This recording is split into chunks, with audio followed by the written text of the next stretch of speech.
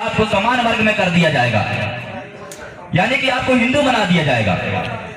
तो आपको समझना होगा ये जो यूनिफॉर्म सिविल कोड का मसला है और भी तमाम तरीके के जो कानून लेके आ रहे हैं, तो साथियों सीधा सीधा जो है एक हिंदू राष्ट्र का परिकल्पना है। तो हिंदू राष्ट्र का मतलब समझना होगा आपको। हिंदू राष्ट्र यानी कि आदिवासी मुक्त भारत। इस देश में आदिवासी रहेंगे ही नहीं, कोई मालिक नहीं रहेगा। जबकि हमारे पुरखे पूर्वजों ने इस देश की आजादी में जमीन को सींचा है, अपने खून से बलिदान दिए हैं। इसके बावजूद आज हमारे समाज के साथ क्या हो रहा है? और हम लोग टुकड़ा टुकड़ों में बटे हुए हैं आज संगठनवाद, पार्टीवाद के नाम से। कोई इधर भागेगा, कोई उधर भागेगा। अरे भाई, जब आपका समाज ही जिंदा नहीं रहेगा, आपके समाज को ही खत्म कर दिया जाएगा, कौन सी पार्टी बनाओगे, कौन सा संगठन बनाओगे? क्योंकि आज ये होता है कि मैं इस संगठन का अध्यक्ष हूं, मैं उस पार्टी का सचिव हूं। अरे तेरे को इंटरनेशनल अध्यक्ष भी बना दिया जाएगा, तू क्या कर लेगा?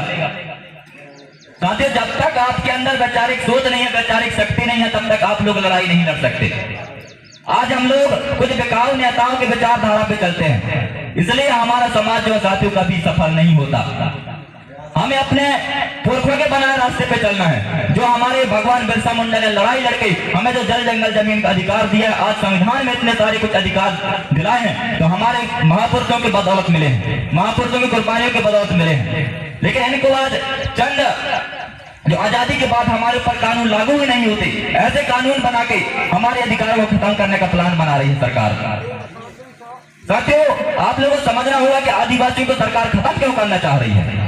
क्योंकि आदिवासियों के पास सारा चीज है, जल है, जंगल है, जमीन है, और जो आपके जमीन के नीचे खनिज है, उस पर भी आप लोगों का अधिकार है साथियों।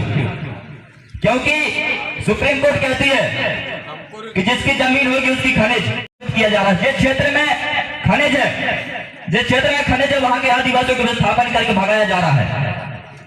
और वहीं हमारे कुछ जागृत युवा जब इन मामलों को लेकर आंदोलन करते हैं, तो उनके ऊपर साथियों ऑन द स्पॉट गोलियां चलवा दी जाती है, जबकि आंदोलन करना हमारा अधिकार है। आर्टिकल 19 संविधान पढ़िए आप, उसमें व्यक्ति की आजादी है, हमें गलत का खुलकर विरोध कर सकते हैं, अपने हक अधिकारों के लिए लड़ सकते हैं, आंदोलन कर सकते हैं। इसके बावजूद आज सरकार किस तरह से हमें जबरदस्ती रूप से विस्थापन कर रही है। साथियों, और एक बात और, मैंने कहा था कि ये देश का संविधान जो है 3 तरीके से चलता है, कार्यपालिका, न्यायपालिका और विधायिका। इन तीनों चीजों का बल जो है साथियों आपके ग्राम सभा का हो, ग्राम सभा को है। कार्यपालिका के अंतर्गत आते हैं आपके पुलिस, कलेक्टर, राज्यपाल और राष्ट्रपति। और न्यायपालिका के अंतर्गत आते हैं आपके कोर्ट, अदालत, वकील और जज। और विधायिका यानी कि आपके नेता, मंत्री, सांसद, जो भी आप लोग चुन के भेजते हैं, जो आप लोगों के काम नहीं करते, वो सरकार की गुलामी करते हैं, पार्टी की गुलामी करते हैं। तो ये तीनों चीजों का जो कानून है आप लोगों के ऊपर लागू नहीं होता, लेकिन आज जबरदस्ती हमारे ऊपर थोपे जा रहे हैं।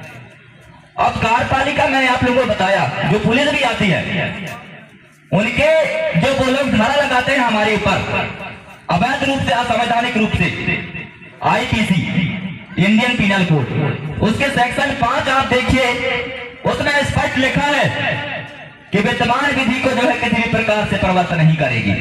विद्यमान विधि यानी कि आपके जो लोकल लॉ है, आपके जो अनुच्छेद 13(3) का के तहत ग्राम सभा आपने गठित की है, उस पर किसी भी प्रकार से प्रभाव नहीं डालेगी। लेकिन आज पुलिस जो है बिना पूछे हमारे गांव में धड़ल्ले से घुसते हैं, हमारे गांव के भाई को डरा के चले जाते हैं असंवैधानिक रूप से, लेकिन इस पे कोई बात नहीं करता। साथियों, आज हमारे हक और अधिकारों का कोई सम्मान नहीं हो रहा है, कोई मानने को तैयार नहीं आज हमारे हक और अधिकारों का।